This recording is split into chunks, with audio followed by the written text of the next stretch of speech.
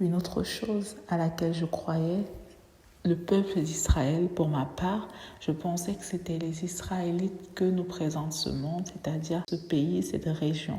Jusqu'au jour où le Seigneur lui-même m'a parlé en me déclarant que les Juifs dont parlent les Saintes Écritures ne sont pas les Juifs que nous présente ce monde. Que les 12 tribus d'Israël dont parlent les Saintes Écritures sont essentiellement en Afrique, c'est-à-dire représentaient des Africains. Moi aussi, j'ai été surprise. Et pour cela, il m'avait transmis notamment ce passage qui se trouve dans l'Apocalypse au chapitre 3, au verset 7 à 13. Je lis la parole dans le nom puissant de Jésus-Christ de Nazareth. Écrit à l'ange de l'église de Philadelphie. Voici ce que dit le Saint, le véritable, celui qui a la clé de David, celui qui ouvre et personne ne fermera, celui qui ferme et personne n'ouvrira. Je connais tes œuvres. Voici, parce que tu as peu de puissance, que tu as gardé ma parole et que tu n'as pas renié mon nom, j'ai mis devant toi une porte ouverte que personne ne peut fermer. Voici, je te donne quelques-uns de ceux de la synagogue de Satan qui se disent juifs et ne le sont pas, mais qui mentent. Voici, je les ferai venir se prosterner à tes pieds et reconnaître que je t'ai aimé. Parce que tu as gardé la parole de la persévérance en moi, je te garderai aussi à l'heure de la tentation qui va venir sur le monde entier pour réprouver les habitants de la terre. Je viens bientôt, retiens ce que tu as, afin que personne ne prenne ta couronne.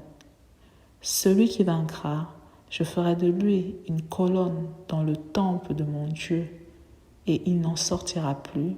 J'écrirai sur lui le nom de mon Dieu et le nom de la ville de mon Dieu, de la nouvelle Jérusalem, qui descend du ciel, d'auprès de mon Dieu, et mon nom nouveau. Que celui qui a des oreilles entende ce que l'Esprit dit aux églises. Amen.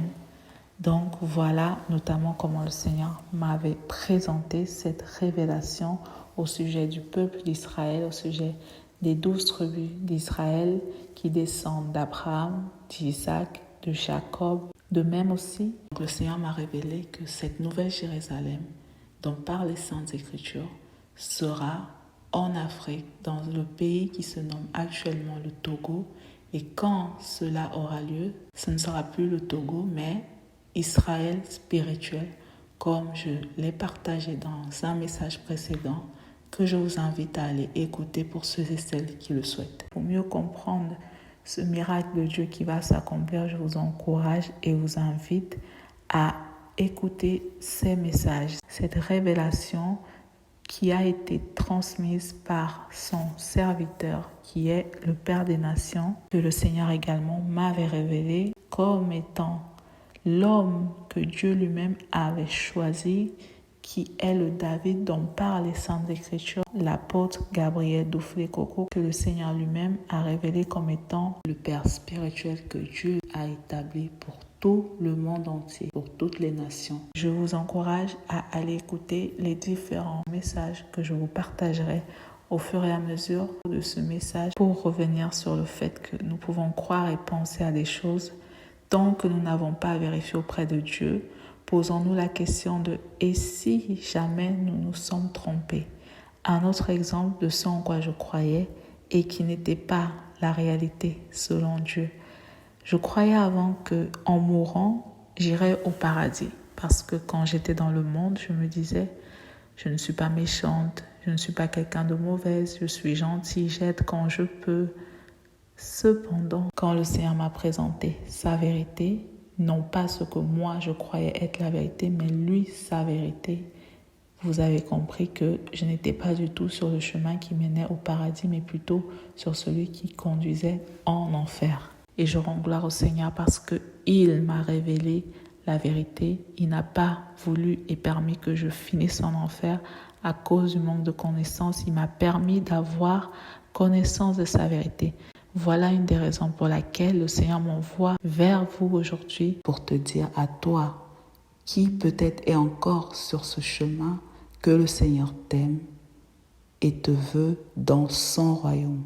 Et pour cela, il faut que tu abandonnes tous ces péchés, que tu abandonnes toutes ces œuvres qui ne sont pas de la volonté de Dieu et que tu reviennes vers lui, que tu reviennes vers l'Éternel Dieu, le seul et l'unique qui est Jésus-Christ.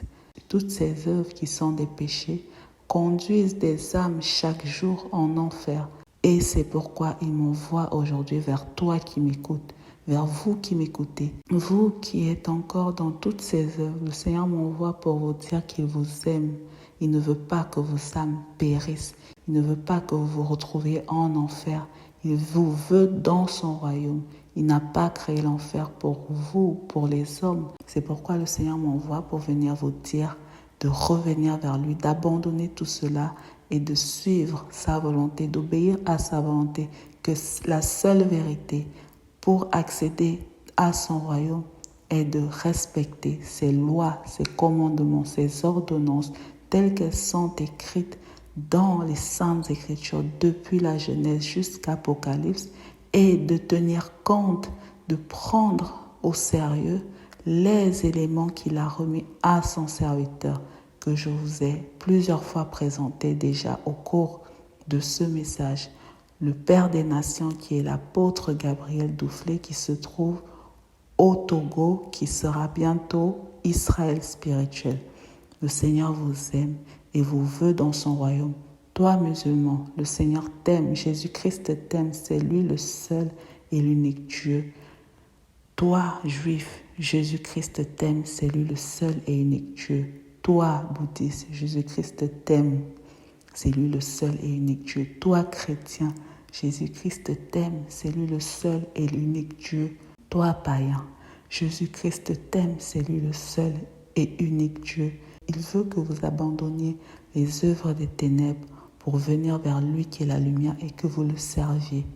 Il vous invite et vous appelle à le chercher pour qu'il vous révèle lui-même toutes choses. C'est là la clé pour accéder à son royaume.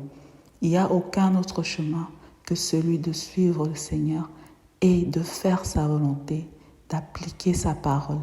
Je vous en prie pour vos âmes, prenez en considération ce message et surtout, ne restez pas inactifs. Que vous croyez ou pas, si vous ne croyez pas, invoquez le Dieu qui a créé les cieux et la terre et demandez-lui si ce que je dis est vrai ou faux, si ça vient bien de lui. Si vous croyez, n'attendez pas avant d'agir, n'attendez pas demain, n'attendez pas qu'un homme vous donne son approbation.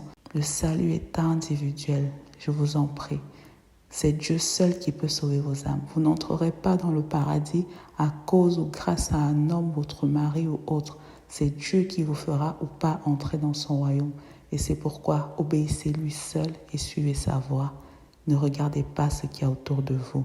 Ce n'est pas facile, ce ne sera pas facile, ça n'a jamais été facile, mais souvenez-vous qu'il s'agit de la vie éternelle. Il s'agit d'avoir votre place dans le royaume des cieux, cette place que le Seigneur veut vous donner à condition que vous vouliez obéir à sa voix. Voilà, je vous en prie, pensez à vos âmes. Dieu ne veut pas que vos âmes périssent. Jésus-Christ de Nazareth, le seul et unique Dieu, veut vous faire la même grâce qu'il m'a faite. Veut vous faire la même grâce qu'il a faite déjà à beaucoup de personnes partout dans le monde entier, même à son serviteur qui nous a envoyés pour qu'il nous éclaire. Il veut vous donner, vous accorder cette même grâce. Voilà pourquoi il m'envoie aujourd'hui, moi qui suis plein de péchés, pour vous dire qu'il est là pour vous, qu'il veut que vous retrouviez le bon chemin et qu'il vous veut dans son royaume. Il n'est pas trop tard pour agir. Alors, je vous en prie, agissez maintenant, pendant qu'il est encore temps. N'attendez pas le retour du Seigneur pour agir. N'attendez pas qu'il soit déjà trop tard pour agir. Je vous en prie, juifs, musulmans, païens, chrétiens, bouddhistes, peu importe ce que vous avez comme titre dans le monde, je vous en prie, pensez à vos âmes. Vos âmes sont chères devant notre Créateur et notre Créateur vous aime plus que personne ne vous aimera jamais sur cette terre. Frères et sœurs musulmans, je vous en prie, le Dieu d'Abraham, d'Isaac, de Jacob, celui qui a fait les cieux et la terre, celui qui est au-dessus de toutes choses, celui qui domine toutes choses, vous veut dans son royaume. Il veut vous parler, il veut que vous le cherchiez, il veut que vous déployiez votre zèle pour lui et non pas pour un démon qui est Allah. Je vous en prie, vous pouvez éprouver ce que je vous dis. Je ne suis pas là pour vous insulter, je suis là pour vous dire ce qui m'a été remis de vous transmettre. Vous pouvez prier Dieu, vous pouvez invoquer Dieu. Si nous prions Dieu pour lui demander des choses, ça veut dire que nous pouvons lui prier pour lui demander qui il est. Je l'ai fait et je rends gloire au Seigneur qui me permet de le faire.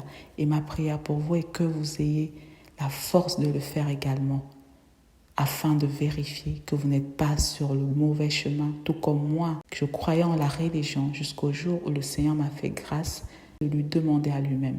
Alors je vous souhaite de faire de même, de chercher vous-même Dieu et de lui poser la question directement à Dieu lui-même. Dieu ne va pas vous condamner parce que vous aviez cherché la vérité. Dieu ne va pas vous condamner parce que vous avez voulu vérifier que vous n'êtes pas dans l'erreur. Au contraire, Dieu vous glorifiera pour cela. Dieu vous élèvera pour cela. Dieu vous gardera pour cela. Dieu vous fera une place dans son royaume pour cela. Je vous en prie. Je sais combien vous avez du zèle, mais déployez ce zèle pour la vérité et cherchez la vérité auprès du seul et de l'unique Dieu vivant, Jésus-Christ de Nazareth. Demandez-lui, invoquez Dieu des cieux et de la terre, demandez si ce que cette femme dit est la vérité, qu'il vous le prouve et je vous garantis qu'il le fera. Je vous le garantis. Croyez seulement que tout est possible à Dieu. Rien n'est impossible à Dieu. Vous pouvez aller vers lui.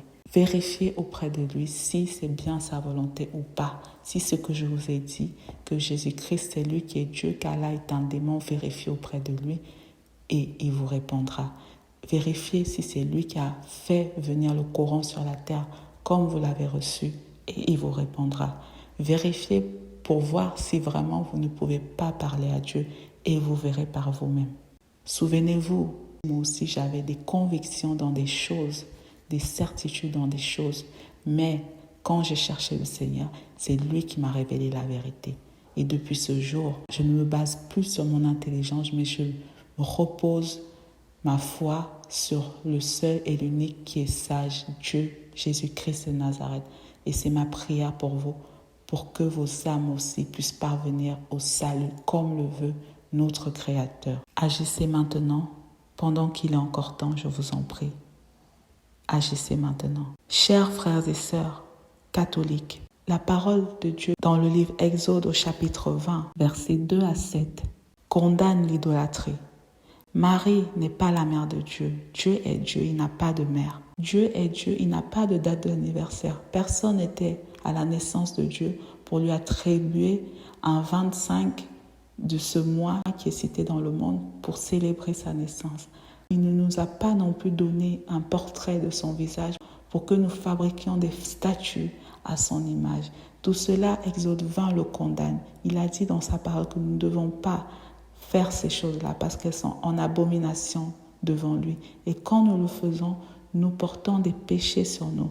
Moi aussi, je l'ai fait, chers frères et sœurs catholiques. Je l'ai fait. Je me suis prosternée devant des statues. J'ai prié avec le chapelet. J'ai utilisé l'eau bénie. Mais tout cela, ce sont les œuvres du diable. Ce sont des œuvres du diable. Il y a des esprits de mort derrière tout cela. Des esprits démoniaques derrière tout cela. Et quand nous le faisons, nous sommes en horreur devant Dieu l'Éternel. Exode 20 condamne tout cela. Et le Seigneur dit bien dans sa parole qu'il est un Dieu jaloux. Il ne nous a pas créés pour que nous adorions l'ennemi Satan, les démons. Il nous a créés pour lui. Et quand nous désobéissons, nous le méprisons, nous avons des malédictions, comme Deutéronome 28 nous l'enseigne. Je vous en prie, chers catholiques, cessez de porter des croix, cessez de vous prosterner devant des statues, cessez de dire que Marie est la mère de Dieu, cessez d'utiliser ces eaux bénites. Il y a des esprits démoniaques de mort derrière toutes ces choses. Ce n'est pas dans la volonté de Dieu. C'est Jésus-Christ qui est Dieu. Je vous en prie, veillez sur vos âmes. Ce n'est pas Dieu que nous servons en faisant cela, mais des esprits de mort, mais l'ennemi, les œuvres des ténèbres, Satan et ses démons que nous servons en faisant cela. Nous ne voulons pas servir Satan, nous voulons servir Dieu. Alors je vous en prie, frères et sœurs catholiques, abandonnez ces chemins, revenez vers la vérité qui est Dieu. Priez le Seigneur pour vous repentir. Frères et sœurs musulmans également, priez le Seigneur. Si le Seigneur vous a interpellé à travers ce message, n'attendez plus, repentez-vous et cherchez la face du Seigneur pour lui demander pardon. Je vous en prie pour vos âmes. Toutes ces choses conduisent les âmes en enfer depuis des siècles. Oui, nous ne le savions pas. Nous l'avons appris, reçu pour la plupart depuis à travers nos aïeux. Mais aujourd'hui, parce que nous approchons de la fin des temps, de la fin de tout ce que nous voyons, le Seigneur, parce qu'il nous aime, par son amour infini, inconditionnel, veut nous sauver. Voilà pourquoi il nous parle aujourd'hui. Je vous en prie. Je vous invite à aller suivre ce témoignage au sujet d'un leader religieux catholique qui s'est retrouvé en enfer à cause de cela. Les musulmans aussi, je vous invite également à aller suivre ce témoignage au sujet du chef religieux musulman qui s'est retrouvé en enfer, ainsi que de cet ancien musulman qui est mort, qui s'est retrouvé en enfer à cause de cela, et du message qu'il avait remis pour qu'il soit transmis à tous les musulmans du monde entier. Je vous en prie, vous pouvez douter de moi, vous avez le droit, Dieu nous apprend à sonder, mais ne doutez pas sans vérifier auprès de Dieu. Que le Seigneur vous guide vraiment. Frères et sœurs témoins de Jéhovah, Jésus-Christ est le seul et l'unique Dieu, or lui, il n'y en a pas d'autre.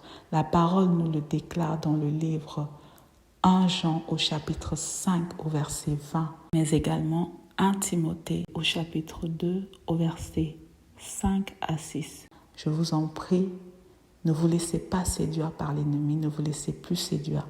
Dieu n'est pas divisé en trois, Père, Fils, Saint-Esprit. Il est en un seul. Comme je l'ai présenté dans la première partie du message, vous pourrez aller écouter comment il m'a révélé et expliqué cela.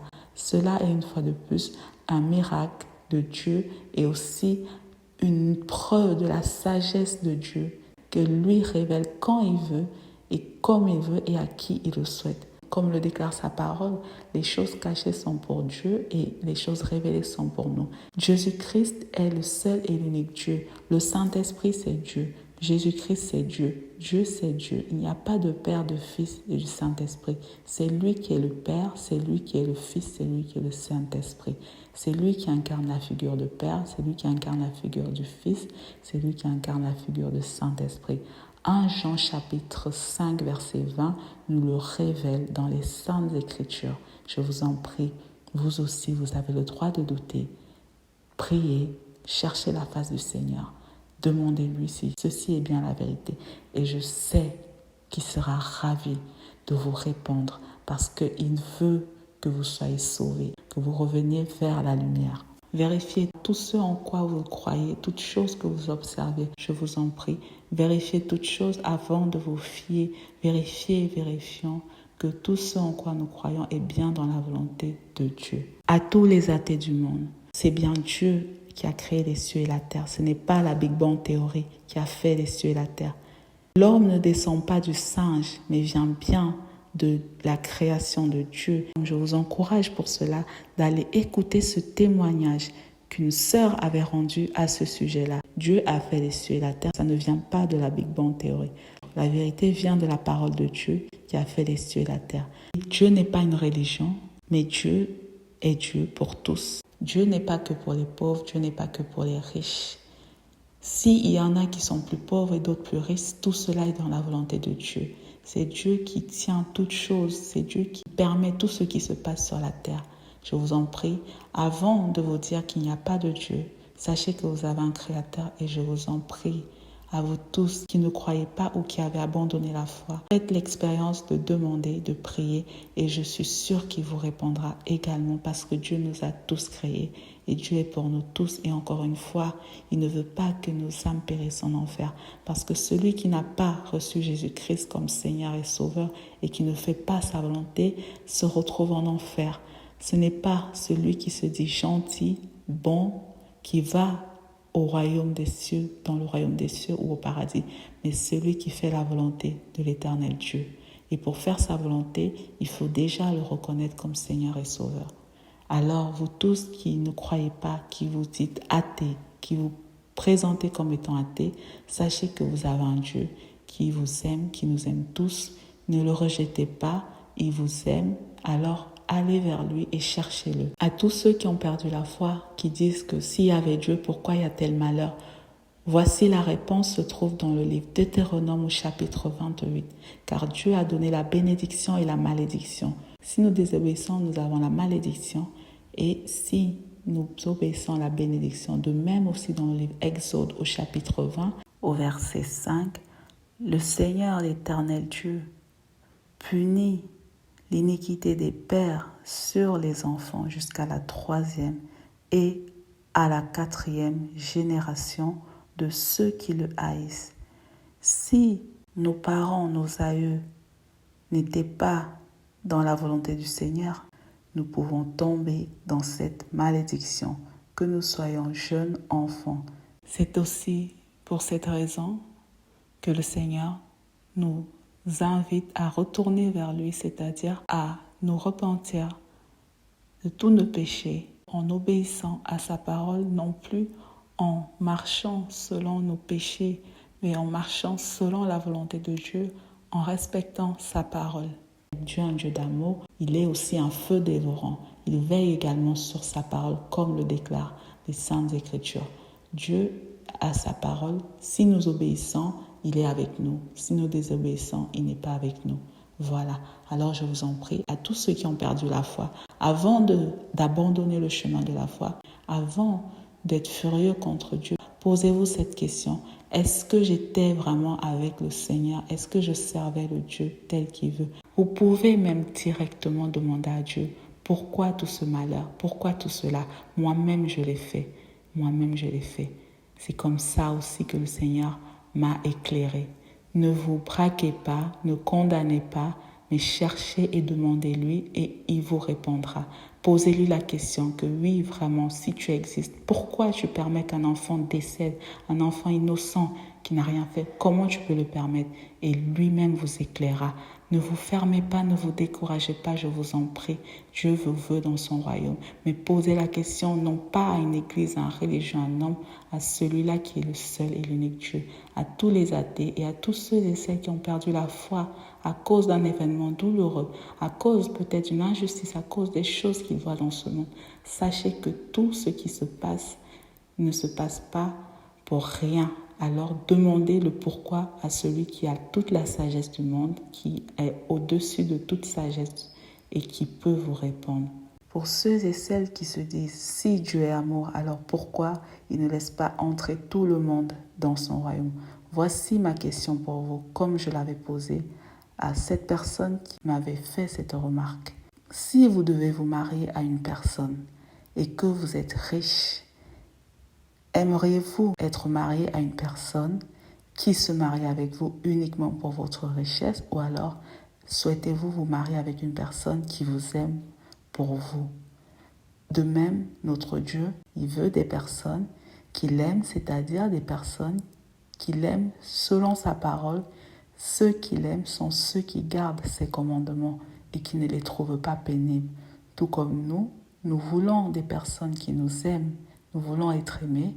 De même, Dieu veut dans son royaume ceux et celles qui manifestent de l'amour, ceux et celles qui l'aiment. Voilà pourquoi il nous appelle, il nous invite à venir vers lui et voilà pourquoi ce ne sont pas tous ceux qui l'appellent, comme il a dit dans sa parole également, qui entreront dans son royaume, mais uniquement ceux et celles qui font sa volonté. Voilà pourquoi nous devons nous repentir. Voilà pourquoi nous devons chercher la face du Seigneur. Voilà pourquoi nous devons chercher sa volonté si nous voulons entrer dans le royaume. Ce n'est pas par notre sagesse que nous entrerons. Ce n'est pas non plus dans la désobéissance envers Dieu que nous y rentrerons. Nous entrerons en donnant nos vies au Seigneur et en faisant uniquement, seulement et uniquement sa volonté telle que lui-même nous l'a présentée. Voilà, musulmans, chrétiens, bouddhistes, païens, juifs, athées. Ma prière pour vous tous est que le Seigneur vous fasse la grâce qu'il m'a fait de le connaître et que vous écoutiez sa voix pour avoir la vie éternelle. Voici la vérité sur le royaume des cieux. Voici comment vous accéderez au royaume des cieux, comment vous entrerez dans le royaume des cieux, dans le royaume de Dieu, dans le paradis. Il n'y a pas un autre chemin à part celui-là. Il n'y a pas un autre chemin à part reconnaître Jésus-Christ comme le seul et l'unique Dieu qui est et aussi obéir et suivre sa volonté. C'est le seul et l'unique chemin, c'est la seule et l'unique vérité que vous pouvez bien sûr vérifier par vous-même, non pas auprès d'un homme, mais auprès de Dieu lui-même, comme moi aussi, je l'avais fait. Je vous laisse maintenant sur ce message. Que le Seigneur vous guide et vous fortifie, tous et toutes, et que l'honneur et la gloire reviennent à Dieu seul, Jésus-Christ de Nazareth. Amen. Shalom, shalom.